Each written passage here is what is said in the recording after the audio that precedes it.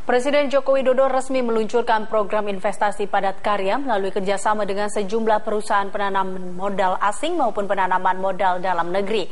Program ini diluncurkan untuk meredam ancaman PHK karyawan akibat perlambatan ekonomi.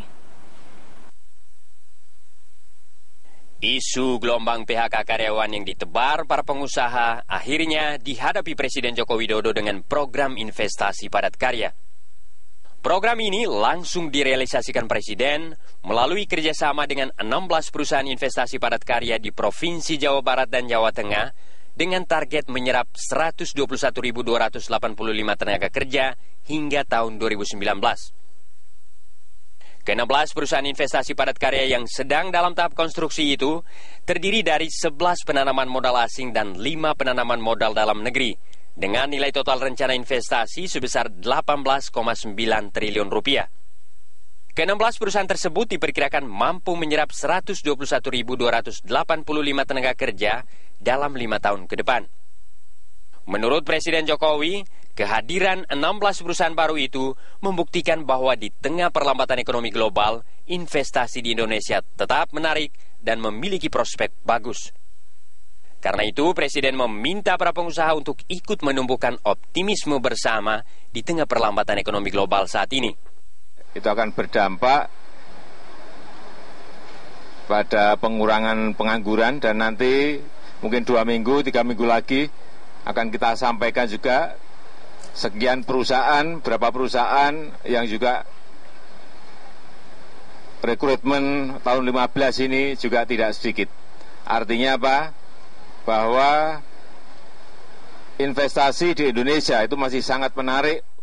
Sementara Kepala BKPM Franky Sibarani menyatakan banyak perusahaan padat karya yang merealisasikan proyek investasi dengan jadwal penyelesaian konstruksi bertahap hingga akhir tahun 2019. Termasuk 16 perusahaan yang bekerja sama dengan BKPM dalam program investasi padat karya yang hingga akhir September telah merealisasikan investasinya hingga 11,4 triliun rupiah dari total rencana investasi sebesar 18,9 triliun rupiah. 16 perusahaan tersebut, 11 diantaranya penanaman modal asing dari Korea Selatan, Taiwan, Jepang, Singapura, dan total rencana nilai investasi dari 16 perusahaan ini sebesar 18,5 triliun. 5 perusahaan di Jawa Barat,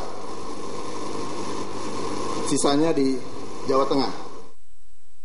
Dari 16 perusahaan yang ikut serta dalam program investasi padat karya tahap pertama, 7 perusahaan adalah industri kulit, barang dari kulit dan sepatu dengan nilai investasi sekitar 2,7 triliun rupiah dengan jumlah penyerapan tenaga kerja sebanyak 58.300 orang. Sedangkan 8 perusahaan lainnya adalah industri tekstil dengan total nilai investasi sebesar 12,1 triliun rupiah dan mampu menyerap 57.705 tenaga kerja sepanjang tahun 2015 sampai 2019.